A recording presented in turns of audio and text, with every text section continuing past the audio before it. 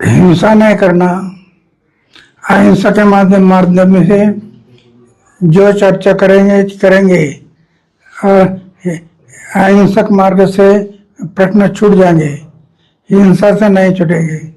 मैं 22 साल हो गया, 22 साल में कभी हिंसा नहीं किया और 22 साल में अपना 22 बार अनशन किया, लेकिन हिंसा नहीं हुआ। छात्रों पर हुई बर्बर लाठीचार्ज पर अब हो गई अन्ना हजारे की भी एंट्री। दिल्ली के जंतर मंतर पर कांग्रेस जनता पार्टी यानी सीजेपी के प्रदर्शन और संसद मार्च के दौरान हुए पुलिस लाठीचार्ज का मामला तूल पकड़ता जा रहा है।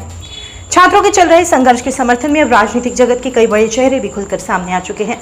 इसी कड़ी में अब सामाजिक कार्यकर्ता अन्ना हजारे की भी एंट्री हो गई है, जहां उन्होंने इस संदर्भ में एक महत्वपूर्ण बयान दिया है। दरअसल अन्ना हजारे ने मीडिया से बातचीत में कहा कि नरेंद्र मोदी देश के एक बड़े और सम्मानित नेता हैं। उन्हें ये समझना चाहिए कि हिंसा कोई रास्ता नहीं है, वह सर्वोच्च पद पर है, इसलिए मैंने उन्हें पत्र लिखा है। बता दें, उन्होंने संसद मार्च के दौरान छात्रों पर हुए एक्शन पर बोलते हुए आगे कहा कि हिंसा से कभी कोई समाधान नहीं निकलता।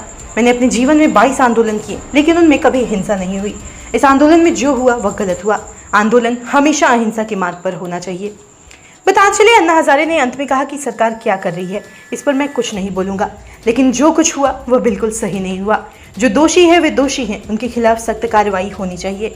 धर्मेंद्र प्रधान के इस्तीफे की मांग पर बोलते हुए अन्ना ने कहा, जनता मालिक है, सभी अधिकारी और सरकार जनता के सेवक हैं। जो गलत है वह गलत है। इस देश में जनता ही सर्वोच्च है।